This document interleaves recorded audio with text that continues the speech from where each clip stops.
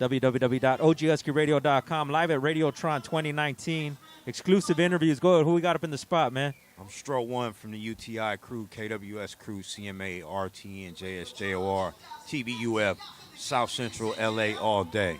What does UTI stand for?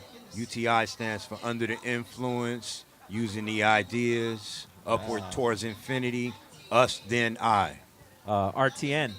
RTN stands for Rockin' the Nation, Relive the Nightmare. KWS. KWS stands for Kings with Style, Coolin' While Schoolin'. CMA. CMA stands for Criminal-Minded Artists, Collecting My Arsenal. Oh, CMA is one of the crews. I was able to archive some of the work. Where does CMA start, or how's your involvement with CMA? CMA started in Los Angeles in like '83. It actually started at John Muir Junior High School with my homeboy Castro, Choice One. So yeah, it's a South Central crew. Yep. That's what I wanted to make that known. You know what I mean? Because it's one of the crews that doesn't get to shine. Like I said, I was able to archive that. Exactly. Yeah. We got a couple of yards around LA. CMA is still active. What got you into art? What got me into art or graffiti? Art's the nice way of saying it. You know what I mean? Well, I mean, I was visually stimulated off of anything pretty much, coming up in the 80s and shit. It's like the shit we had on TV, like cartoon-wise and shit, we had a more creative shit on TV, so... Give an example, like what we could look up. I mean, in the 80s, we had, like, fucking the Justice League, Plastic Man, fucking Scooby-Doo, like, a whole plethora of fucking cartoons and shit, So, I'm born in the 70s, grew up in the 80s, so, Yeah. South Central LA also, right? All day, yup. 10th Avenue, Vernon, yup. But then, so visually you're stimulated, but then how does that transition to using aerosol? You know what I mean? And okay, so I pretty much started as a bus mobber. You know what I'm saying? Okay. I say in like the early to mid 80s, the whole bus mobbing revolution took off and shit. Okay, because I only go back to the triangle white RTD sign. I've been told, is this true? If you could confirm or deny, there was a yellow sign before that? Definitely, that was the RTD sign, man. It was the yellow one? The brown, orange, and yellow. Rough, tough, and dangerous. You know what I'm saying? Word up. Okay, I got it confirmed, like I said, because that's before me. So that's what I heard, and I was like, I got to ask someone when also, I'd like to add, back in our days, we used to steal all our supplies. You know what I'm saying? You had to really be about it. We was about the risk and the thrill, and then it kind of fell into tag banging a little bit. Then some people full on went into gang banging, but it all complements each other. Okay, from people on the outside of it, how much of your life is dedicated to it? Like for someone that has no clue what we're talking about right now, they could how much of your life does this art? Graffiti has been with me through hard times, good times. It stuck with me through a fucking addiction and shit. I'm a recovering addict. And, I've always been onto graffiti, man. Just keeping up with styles and reinventing myself and stuff like that. It's protecting me from a lot of shit, actually. With that, the area of Los Angeles you grew up in, South Central, is real active. Would you say that even now that the art has kept people away from that aspect of life?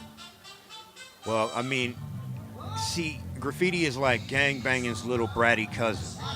If you can follow that. So it kind of goes hand in hand with with one another, Like a lot of graffiti artists back in the days, a lot of fools that used to write was already from a full-on gangbanging set. Yeah. They just like to write on shit, So it's still active. It's very active. Will it ever stop? Will it ever die? Oh, I hope not. What, you talking about, graffiti? Yeah. Nah, we ain't gonna stop. We ain't gonna ever stop. We're gonna continue to rock forever and ever. 80s, 90s to now, what has changed? A lot of shit has changed in regards to graffiti is more accessible to everybody. You got social media and all that shit. Hey, what's up, Nat? So it's more out there, and it's a good and a bad thing because you got these hipsters that come and they do their art, like they draw kind of like weird shit, and then they want to label it under graffiti and shit. It's kind of like trying to dilute the culture and shit. So we always push that divide You know, this is not fucking hipster art. This shit is from the streets. This is our shit. You know, we didn't learn this shit in school and shit. Besides, okay, not mentioning the hipster side of it, Yeah. Is the internet good or bad for graph, though? Both. Good aspects to it in regards to you could promote yourself to, you know, get commission jobs and stuff. But the bad aspect of it is one can portray himself a certain way on the internet and he not be like that in real life. Word up. OG Husky Radio at STROE_ONER, Stroe Wonder, UTI Rtn Kws Cma. You're known for the characters, right? Yeah, I like doing characters, yup. Characters and letters, hand styles. I try to be well-rounded with it. Yep. What do you prefer to paint on? What do I prefer to paint on? Yeah, walls, canvas. The wall. Walls. Yeah. They could hit you up. You're available for custom work also, and they could. Yeah, definitely. If you know, I do like a lot of pencil sketches and shit too. So if you like, that was my hustle while I was in prison, man. Every time I went to jail and shit, I'll always be the one out of two blacks in the black car that does portraits and shit and draws. So I've spent a lot of time drawing. Hey, bro, I'm offended. That's a stereotype, dog. Why hey, only man, one or two out of the brothers, dog? That's how it is, man. Hey. That's how it is, Hey, you dog. said it, not me, dog. Hey, yeah, straight up. I mean, you gotta keep it 100, man. So, I mean, in our car, I'm like a commodity. You know what I mean? Because a lot of motherfuckers don't draw. A lot of when you get up in there, you know. OGHuskyRadio.com, some real shit. Give them the contact. They can hit you up. Stroe_Wonder-ism, I think, is my Instagram, and Stroe Albert is my Facebook. Monstro is my MC name in regards to the music. I got a page on Reverb Nation. I got a 3x3 project coming out with West Coast Creations. It's going to be distributed through Flourish and Prosper.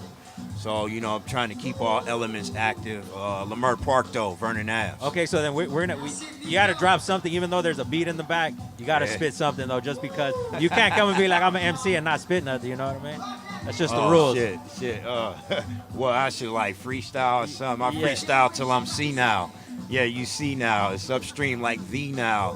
A lot of MCs, even here then now, are in D now. I'll be like, wow. I put them on the back burner with their whack murmurs. They slow learners, late bloomers. MCs is looking like customers, consumers. OGHuskyRadio.com. Yep. Hey, is it just like all around b-boy shit? You got to dabble in everything? Is that just you're from that era? Well, I mean, graph was my first love, and then I got into like rhyming in '91. I used to be a part of this group called the Berserkos. We had a deal with this label called Sarcastic. We was distributed through Ground Level. That was in like '98. You know, I was affiliated with Project Blow, Good Life. You know what I'm saying? Those are my homies too. Respect to that. But yeah, I've been into this hip hop for some years, man. Word up. Years. Thank you for coming through. Indeed. OG Husky Radio, stay posted. More interviews to come. West.